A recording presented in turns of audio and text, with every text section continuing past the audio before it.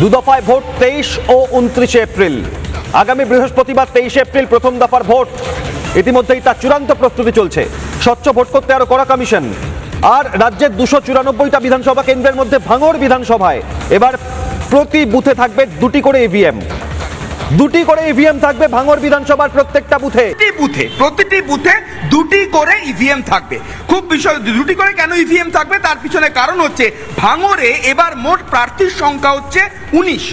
ভাঙড়ে মোট প্রার্থীর সংখ্যা 19, 7টি রাজনৈতিক দলের প্রার্থী এবং 12 জন হচ্ছে নির্দল প্রার্থী। এবং একটি যদি ব্যালট আমরা যদি ইভিএম মেশিনে দেখি, সেই একটি জায়গাতে ব্যালট ইউনিট 16 জনের থাকে, অর্থাৎ 16 জনের প্রার্থী এবং তাদের প্রতীক একটা ব্যালটে যদি একটা ব্যালট ইউনিটে যদি থাকে, অর্থাৎ ইভিএমে থাকে, ফলে যেহেতু এখানে সংখ্যাটা 16-র বেশি, অর্থাৎ 19 হয়ে গিয়েছে, 16 ছাড়িয়ে গিয়েছে, সেই জন্য দ্বিতীয় আরেকটি ইভিএম মেশিন রাখতে হচ্ছে, যেখানে বাকি অপশনগুলো, বাকি যে প্রার্থীদের নাম প্রথম মেশিনে 16 জন এবং দ্বিতীয় যে ইভিএম সেখানে বাকি জন এবং তার সঙ্গে নোটা, এই অপশনটা থাকবে দ্বিতীয় মেশিনে। এবং এই কারণের জন্য যেহেতু 19 জন প্রার্থী, 7 জন রাজনৈতিক দলের, 12 জন নির্দল প্রার্থী, এই অপশনের জন্যই যেহেতু একটা ইউনিট ইভিএম মেশিনে 16টা ইউনিট থাকে, অর্থাৎ 16 জন প্রার্থী এবং তাদের প্রতীক থাকবে, সেই জন্য দ্বিতীয় মেশিন রাখতে হচ্ছে প্রতিটা বুথে। এবং এই জন্যই কমিশনের তরফ থেকে ইতিমধ্যেই প্রশিক্ষণ দেওয়া হচ্ছে কাদের, শুধুমাত্র ভোট কর্মীদের নয়,